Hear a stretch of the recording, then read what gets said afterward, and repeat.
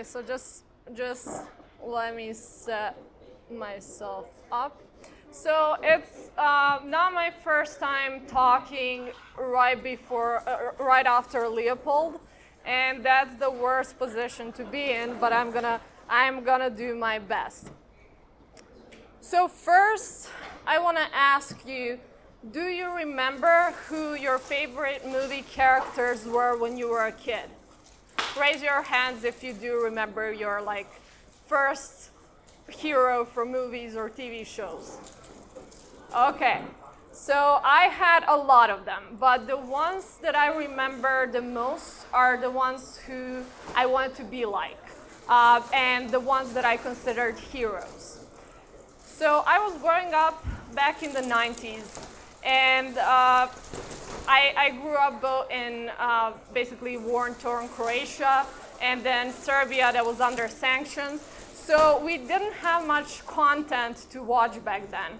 But one of the things that I remember the most about my time in Croatia is my parents renting out these Disney movies on VHS. Hope you guys know what a VHS is.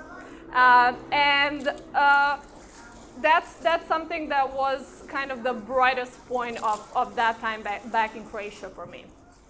And then, in fact, my whole generation grew up on these Disney movies. And in a way, we based our life expectations on these movies.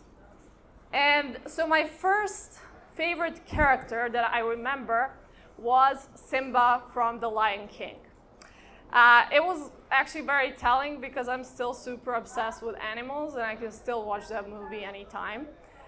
But you all know the story, I assume. So, one brother betrays the other brother, and then this nephew, a small lion cub, is cast out from the pack.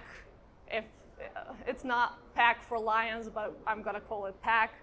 And then he grows up and returns triumphantly, defeats the evil uncle, and takes his rightful place. And I mean, it's a known fact that this whole story was based on Hamlet. It's like a Hamlet for kids, but with a happy ending, and this is why I prefer this version.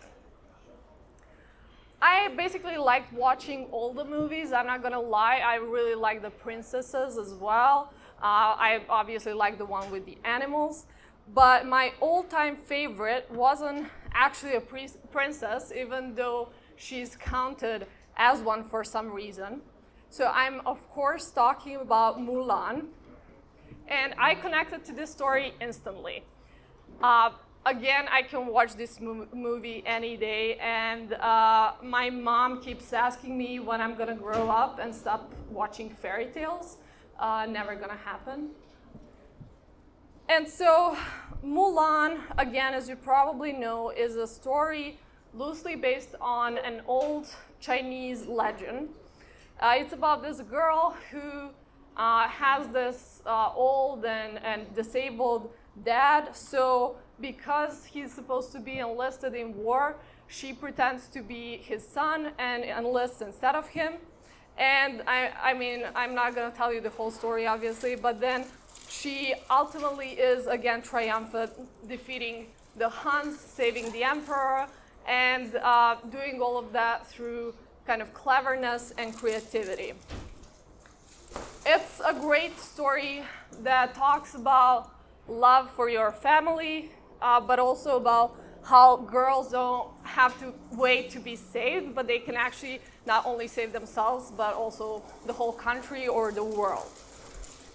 And I suspect that the story of Mulan was the reason for this crazy idea that I had for a while in my teens that I should enlist in a military school, but luckily I never did that.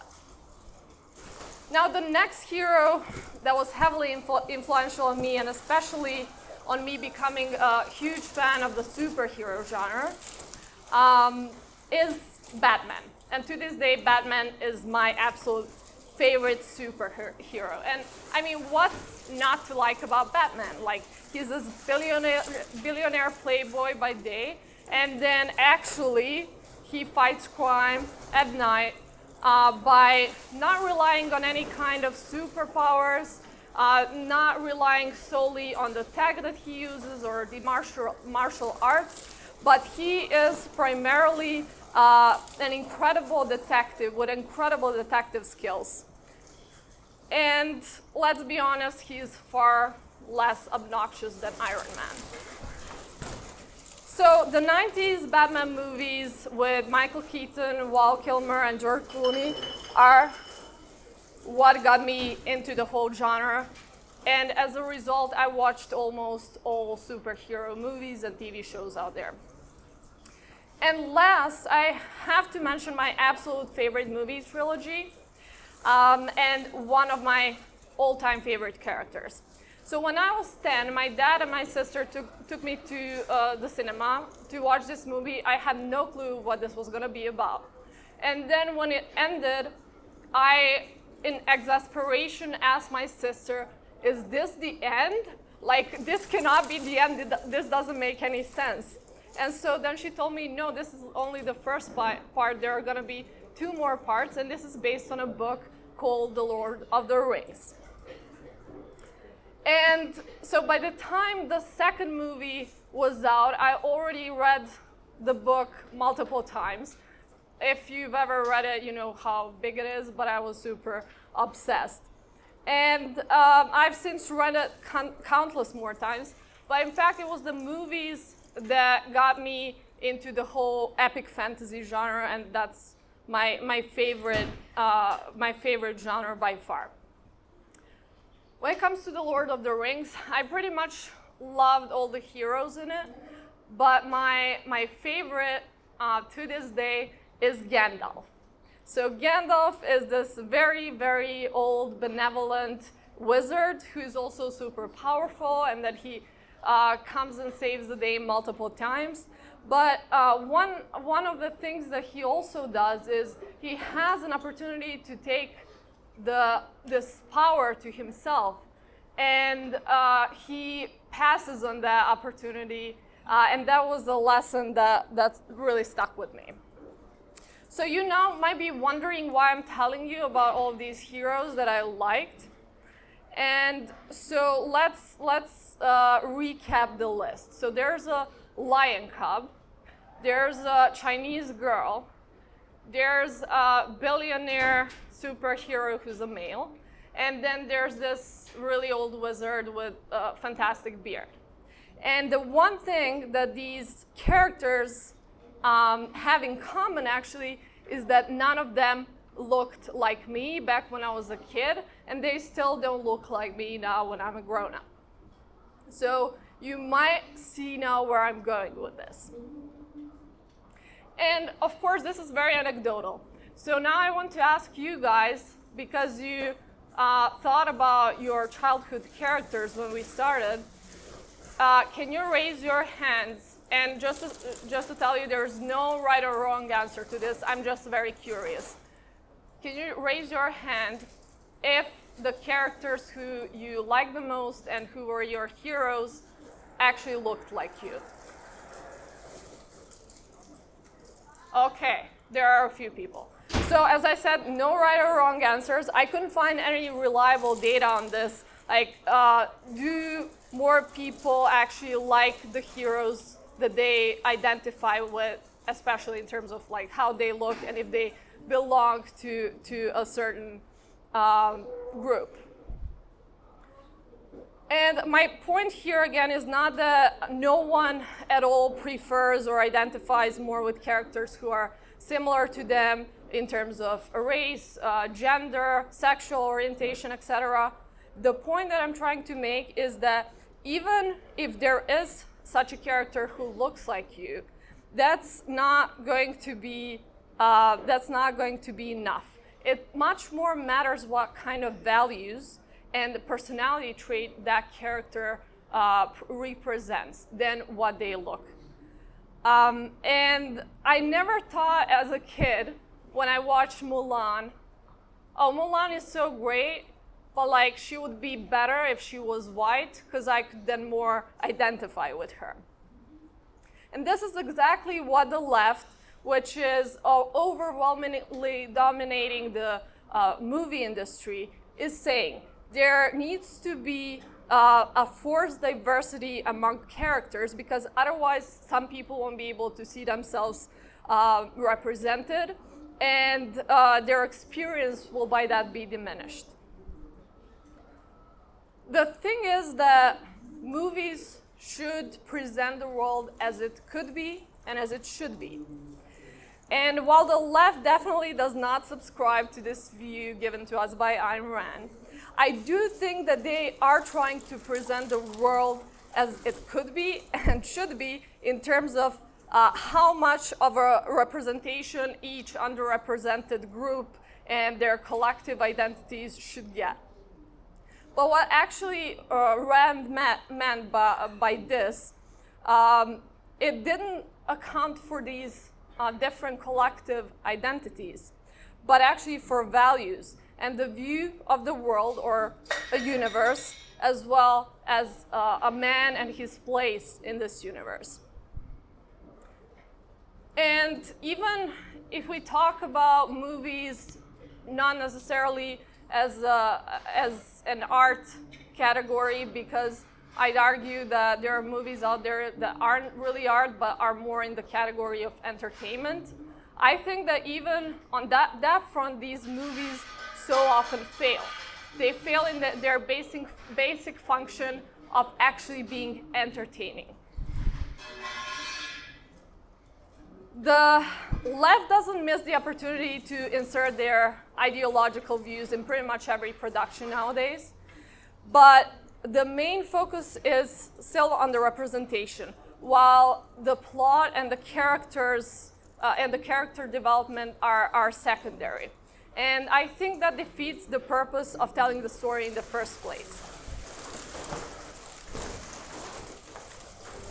I'm sorry, this really bothers me. I recently... That's the left. Yeah. I recently tried watching this superhero movie called Blue Beetle. I don't know if any of you watched it. It's really bad. I didn't manage to actually finish it. It was super bland. But the most annoying thing is that this main character, who's a superhero, doesn't really have any personality at all, other than being Mexican and having this very loud Mexican family. And I can say this because I have a Mexican family myself, so hopefully they don't get offended by this. But I find it utterly frustrating every time that I watch a character like that, which is basically told solely through the prism of belonging to a certain group, and on top of that presented in the most stereotypical way possible. And then a very painful example for me as a huge Tolkien fan is the Amazon Prime show, The Rings of Power. I hope you didn't watch that. This show is very, very, very loosely based on the source material.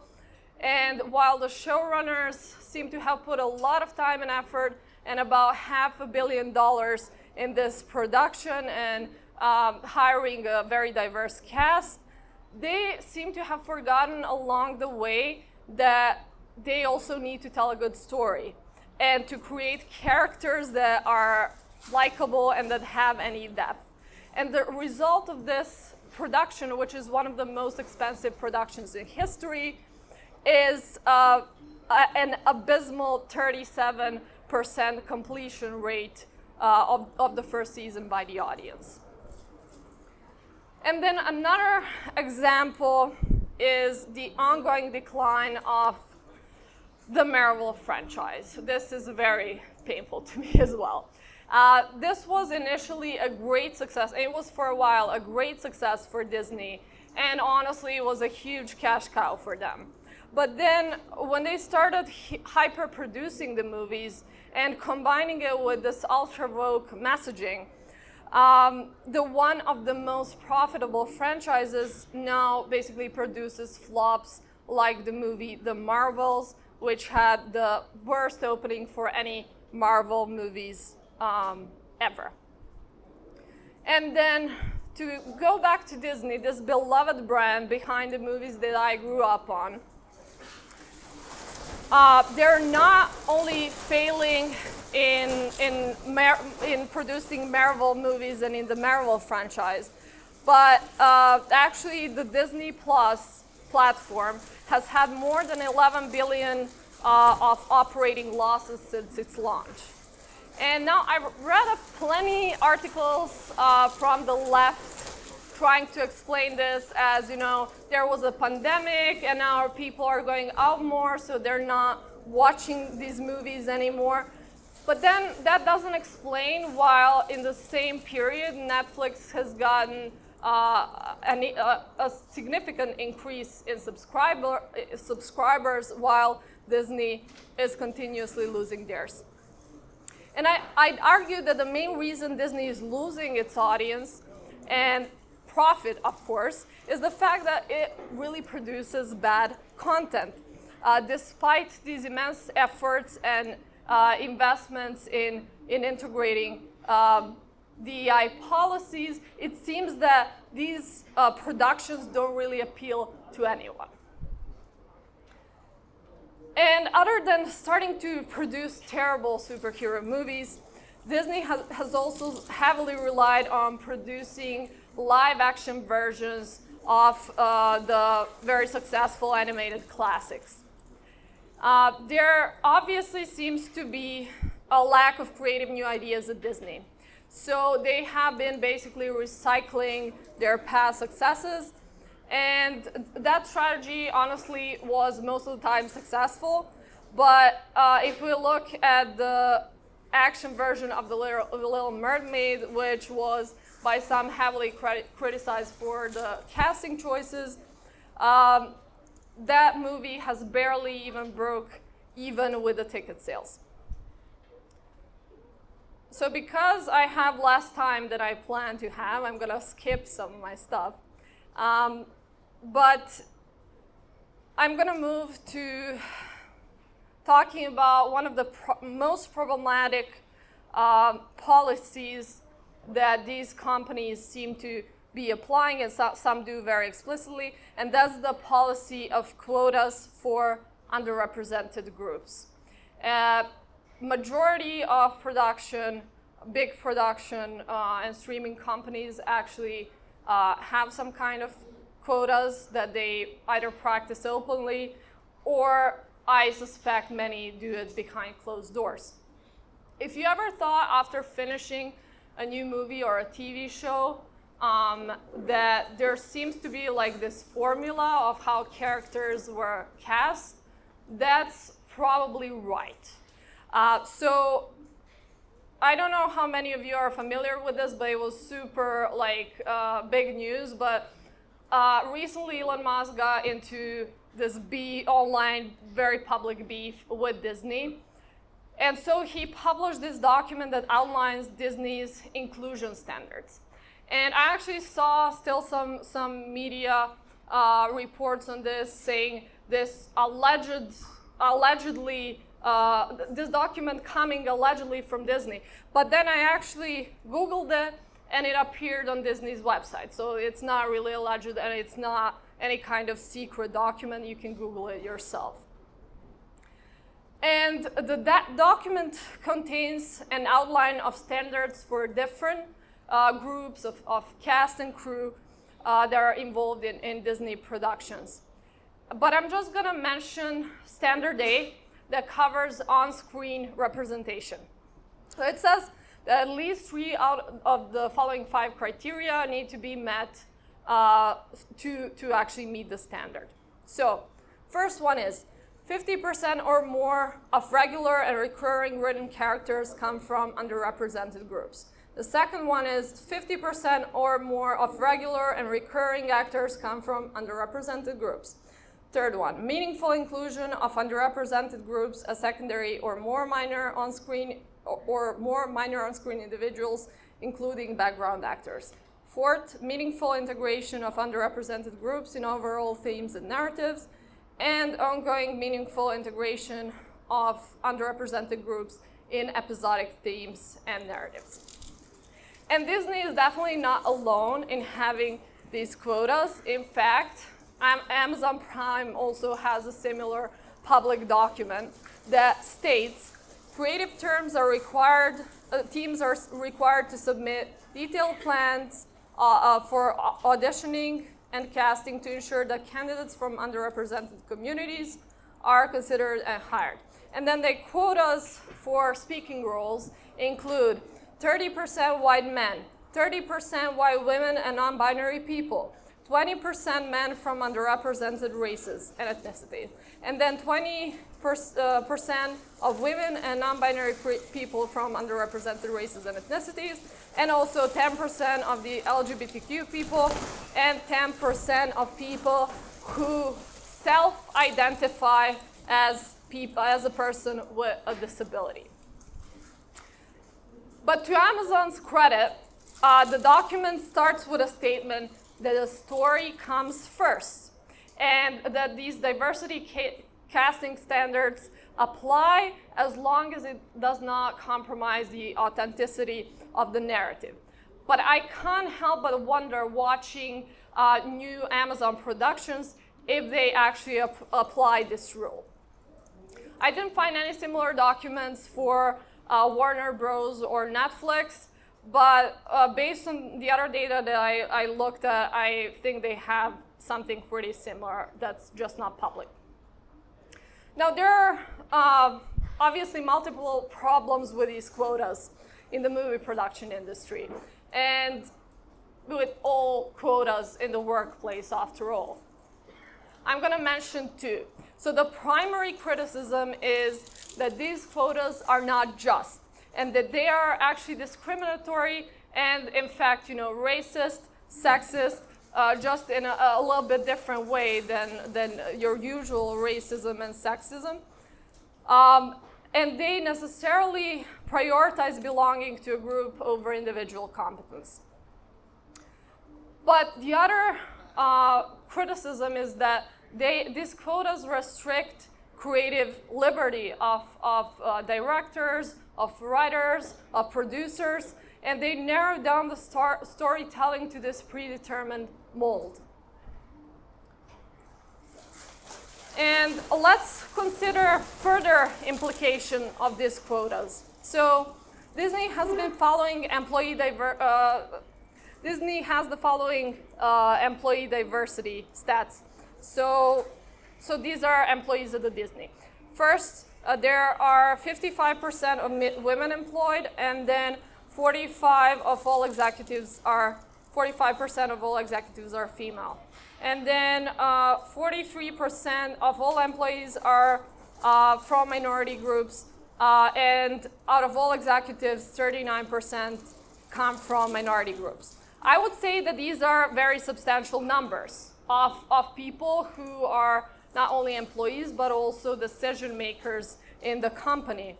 So the question that I have is, does Disney not trust the ability of its own very diverse staff to cast equally diverse actors?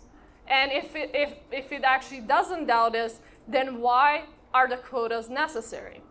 And alternatively, so if Disney doesn't doubt its staff, does Disney doubt the ability of the actors from these underrepresented groups to get cast based on their merit? And if not, why do they have these quotas? And this last point is especially worrying because it actually gives racist, sexist, and other bigots an additional excuse to claim that women, as well as racial and other minorities, are inherently less competent, and the only way that women and the minorities can get hired and can advance in their careers is by imposing these quotas. In fact, I have never in my lifetime seen more racism and very blatant racism and people being very loudly racist than in these last few years since the movie industry started heavily applying these inclusion standards. You probably remember the whole thing with the Little Mermaid and black actress being cast as a lead. And now the new controversy is this alleged casting of an Indian American actress as Rapunzel. And this produced a flood of racial hate and online bullying. The point is that these inclusion policies, and especially quotas, do more harm than they do good for these underrepresented groups or actors from the underrepresented groups. They basically make them targets of racist, sexist campaigns that bring into question their talents and their skills and their competence, and basically mark them as diversity hires that didn't really deserve their jobs. So what can we do about all of this? Because this doesn't look good, does it? And so I just want to first say that there's no easy fix solution to this. Because ultimately, I believe that these companies absolutely have right to determine their own internal policies. And it's also very important to recognize that the problem is not having more women or black or gay or Asian or lesbian or any other people from the underrepresented groups on screen. And the problem is trying to achieve diversity through quotas, because that's not the way to go for all the reasons that I already mentioned. And ultimately, as Amazon says, the story should come first. And characters should be more than their gender, race, ethnicity, sexual orientation, or disability. So the option that we have is to punish these companies with our wallets, as Georgia previously mentioned, and Disney is already experiencing something similar. But then other companies like Netflix are actually doing really, really well. And then the trouble is that there's not much out there on the market that we can move to. All of these companies have very similar policies. So what I'd like to see as the ideal outcome is new competitors on the market that tell stories that are worth watching with characters that embody the right values and that inspire us. And I think that's something really important for our movement to think about. If we're not going to be the ones telling these great stories, then we've chosen to forfeit basically a very powerful tool in shaping the culture. So do we want to stay on the sidelines?